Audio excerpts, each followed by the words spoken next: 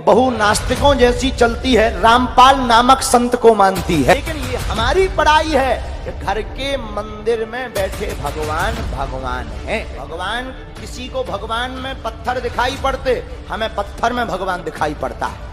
तो परमात्मा कहते हैं कि तुमने ये महर्षि दिखाई दे हैं, गुरु ब्राह्मण दिखाई देते हैं, ये मंडलेश्वर, इनका मोतियाबिंद हो रहा है, इन्हें अपने सदग्रंथों में लिखी हुई सच्चाई का नहीं पता। नमस्कार दोस्तों, आज संत रामपाल जी महाराज जी की शिक्षाओं को लेकर सोशल मीडिया पर चर्चा छिड़ी हुई है।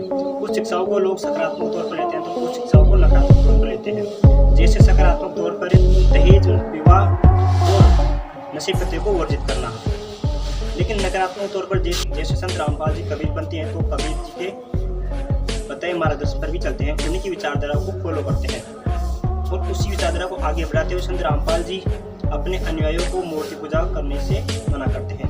तो उसी को लोग आज गलत वे में ले रहे हैं। लेकिन कुछ लोगों का मानना है कि संत रामपाल जी लोगों को नास्तिक बना रहे हैं और संत रामपाल जी धार्मिक भावनाओं को ठेस पहुंचा रहे हैं। आइए देखते हैं क्या माजरा।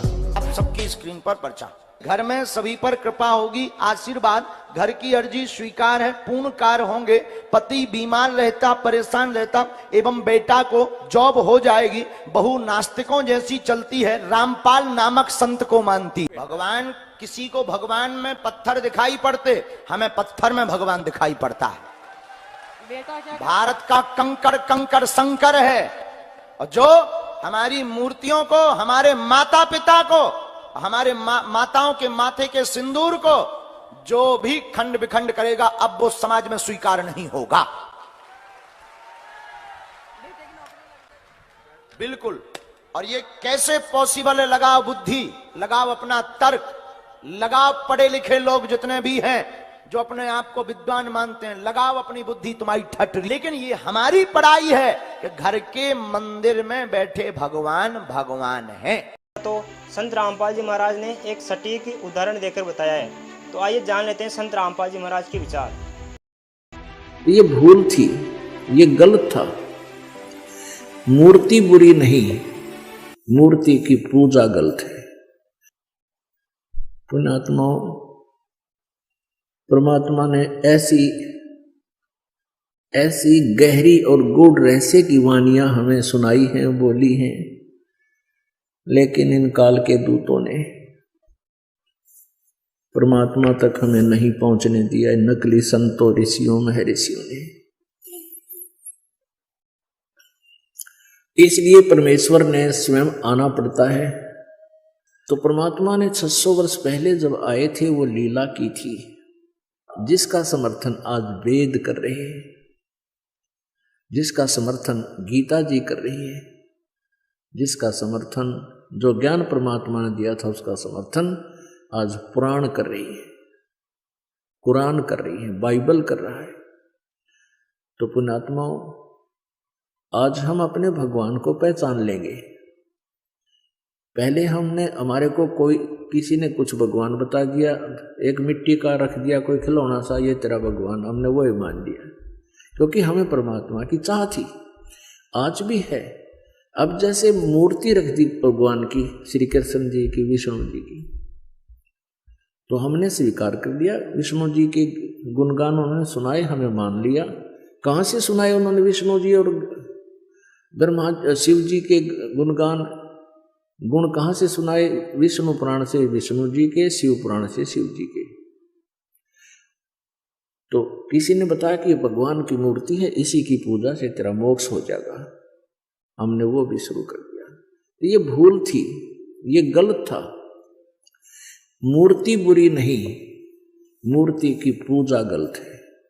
मूर्ति का होना अनिवार्य है।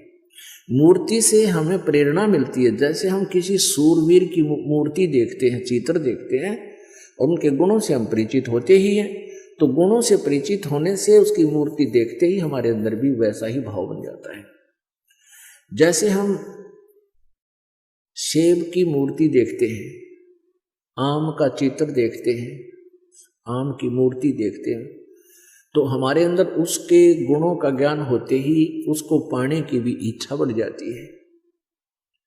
तो ऐसे ही जो मूर्ति भगवान की, विष्णु जी की, शिव जी की, कृष्ण जी की, राम जी की, हमारे को हम जिसकी पूजा करते थे वो पूजा नहीं करनी थी, उसकी पूजा से हमें कोई लाभ नहीं होना था मूर्ति की। हमने उस मूर्ति वाले भगवान को पाना है। उस मूर्ति वाले भगवान को पाने से हमें उसके गुणों का गुण प्राप्त होंगे, उससे लाभ प्राप्त होगा। जैसे आम की मूर्ति है, सेब की मूर्ति है, हमने उस मूर्ति की पूजा से कोई लाभ नहीं होगा। वो तो इतना ज्ञान करा देगी कि ये सेब है, ये आम है, ये मीठा होता है, इसके ये गुण है। अब मूर्ति वाले सेब को ढूंढना पड़ेगा, ओरिजिनल को, तब हमारा पेट भरेगा। तो कबीर परमात्मा जी मूर्ति के विरोधी नहीं थे, मूर्ति पूजा के विरोधी थे।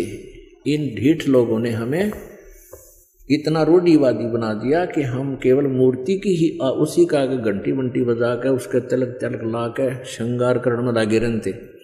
इतना उसके श्रृंगार में लाग गए, इतना ठीक है, खराब हो रही हो तो पोछा मार दे, कपड़ा साफ करके प्रणाम करो मूर्ति को, क्योंकि भगवान को उस मूर्ति को प्रणाम कर, परमात्मा को प्रणाम होता है। ये श्रद्धा हमारी बनती है, भाव बनता है।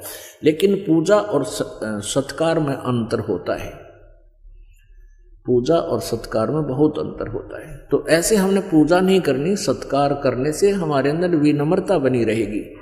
भगवान सामने दिखाई दें जैसे मूर्ति है और सामने भगवान ही आ जाए तो हमारा ऐसे ही भाव रहे जैसे मूर्ति नहीं, ये परमात्मा आखड़े हुए। लेकिन लाभ मिलेगा भगवान से ही। वो मिलेगा कैसे परमात्मा, उसके पाने की वे ऑफ वर्शिप गीता जी में बहुत अच्छी वर्णित है। जैसे गीता जी अध्याय नंबर 8 के श्लोक नंबर 13 में कहा, गीता ज्ञानदाता ब्रह्म कहता है मेरी पूजा करनी है, मेरा केवल एक ओम मंत्र है, बस, नथिंग एल्स।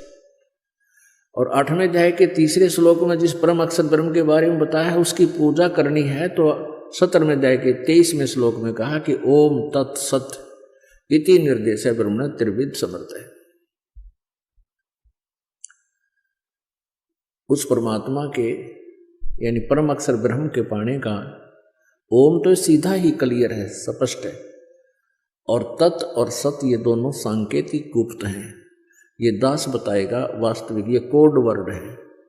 तो ओम और तत् ये 2 अक्षर मिलकर के सतनाम बन जाता है। ये सतनाम कोई जाप करने का नहीं है। और ये ओम ब्रह्म का जाप है, ये तत् सांकेतिक जो दास बताता है, जिसको सतनाम प्राप्त है उनको पता है।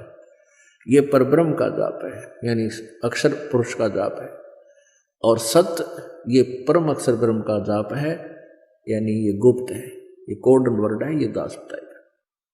हमने उस परमात्मा को पाना है, मूर्ति से कोई लाभ नहीं होगा। हमने उस परमात्मा को पाना है जिसकी हम खोज कर रहे हैं, जिससे हमें पूर्ण लाभ होगा। अब गीता ज्ञान दाता कहता है कि तू सर्वभाव से उस परमेश्वर की शरण में जा जिसकी कृपा से तू परम शांति और शाश्वत स्थान यानी सतलोक को प्राप्त होगा। हमारे को इन लोगों ने इतना भ्रमित कर दिया कि हमने किसी ने कुछ भी बता दिया, उसी को गॉड मान लिया और हम वहीं पर अपना जीवन बर्बाद करके चले गए। तो दोस्तों, अगर आपको ये वीडियो काफ़ी यूज़फुल लगा तो वीडियो को लाइक कीजिए, कमेंट कीजिए, और अगर आप ऐसी सूचना देखना चाहते हैं तो हमारे चैनल को सब्सक्राइब कीजिए। और अगर आपको कोई कन्फ्यूज़न है तो हमें कमेंट करके बताएं।